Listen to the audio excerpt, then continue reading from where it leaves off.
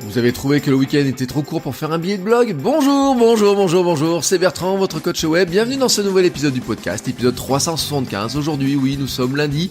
Et donc, oui, le week-end est terminé, bien sûr, c'est le début de la semaine, mais une semaine probablement peut-être un petit peu courte pour certains, parce que, oui, jeudi de l'Ascension, ensuite, c'est vendredi, peut-être certains font le pont, donc ce qui veut dire qu'on se dirige vers une semaine qui peut être très courte avec un long pont, mais ça veut pas dire que vous aurez plus de temps pour créer un billet de blog ou faire une vidéo sur YouTube, tout simplement parce qu'en fait, que ce dont nous manquons souvent, ce n'est pas forcément de temps pour faire des choses, nous n'avons pas forcément besoin de plus de temps, ou vraiment nous n'en manquons pas, par contre nous manquons d'une chose primordiale, c'est la concentration. Oui, nous manquons de concentration.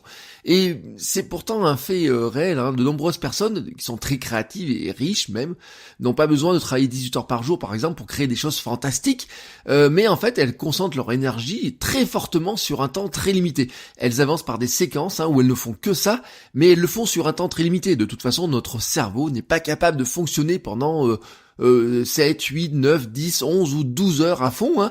Il y a des moments où il est capable de fonctionner très fortement et puis après il lui faut un temps de repos. Si vous accumulez ces petits temps sur la journée, il est probable que vous n'arriviez pas à être concentré plus de 4, 5 heures et encore ça me paraît important.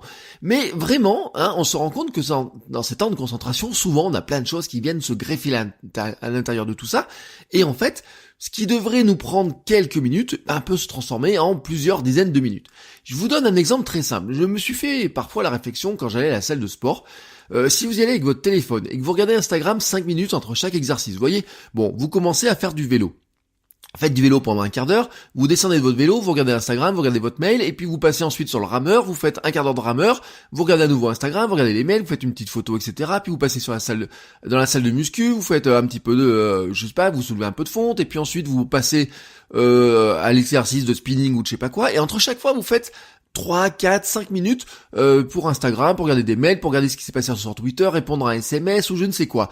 Bon, si vous regardez un petit peu le temps qui va s'écouler comme ça, vous allez rester 2 heures dans la salle de sport, mais au final, vous n'aurez fait qu'1 heure de sport. Bon, vous allez trouver ensuite que vous n'avez pas le temps d'aller 2 heures à la salle de sport par semaine ou 3 fois 2 heures à la salle de sport par semaine. Vous allez jalouser ceux qui ont plus de temps pour le faire. Vous dites, oh là là, ma voisine, et donc, elle a le temps, c'est normal qu'elle soit aussi bien foutue, aussi bien gaulée, parce que elle va à la salle de sport 3 fois par semaine, elle y va 2 heures, etc. Elle a le temps de le faire. Mais en fait, il y a une réalité, c'est que si vous ne faisiez que votre sport, si vous n'allez à la salle de sport qu'en faisant qu'1 heure de sport, en étant à fond dessus, vous n'avez besoin que d'1 heure. On n'a pas besoin d'avoir 2 heures. En fait, on connaît pas vraiment les circonstances des gens à côté, Vous pensez que telle ou telle personne a beaucoup plus de temps que vous, mais en fait, elle n'a peut-être pas autant de temps que vous. C'est pas parce qu'elle paraît être. Alors ça, c'est par exemple le grand problème de ceux qui travaillent à la maison. Vous avez l'impression, quand vous travaillez à la maison, les gens ont l'impression que vous ne foutez pas grand-chose, qu'ils peuvent venir vous déranger à tout moment. En fait, ils se rendent juste pas compte que ce temps de travail à la maison aussi peut être extrêmement concentré. Nous, notre fille, par exemple, elle est à la crèche, on l'amène le matin à la crèche à 8h30, on la récupère à 16h, ce qui veut dire que le créneau pour travailler, quand elle n'est pas là, quand elle n'est pas à la maison, il est assez restreint, et dans ce temps où elle est à la crèche, et encore dedans, il faut placer le repas, il faut placer plein de petites choses, mais il peut être aussi avant ou il peut être après.